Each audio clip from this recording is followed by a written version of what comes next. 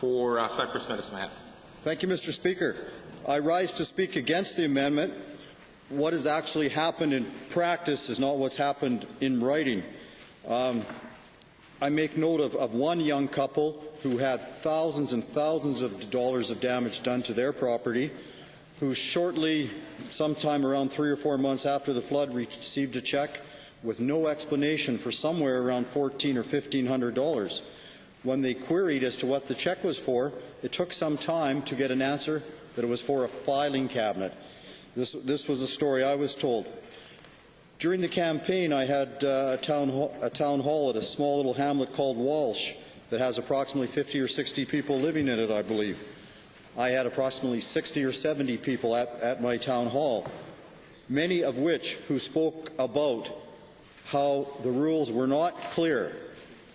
It was absolutely impossible for them to figure out in many instances what needed to be supplied, what needed to be submitted, so they could in turn get what was coming to them from uninsurable losses. There was also many instances of where some people, some claimants had up to 10 government-hired adjusters, government-hired contractors show up at their property, take a look, submit reports, write reports, but the one level of truth was that no one could make a decision, no one could answer as to what they were entitled to and what they had to do to get it. So the problem with the phrase, once they provided all the required information, there was many people out there who have no idea what the required information was, and I believe that this government's failure to make it clear caused some indecision and some injustice in the community. The problem with the other part of the would-be amendment, the first assistance payment, people in Cypress-Medicine Hat that weren't affected by the flood, our hope is that these people be helped fairly and quickly.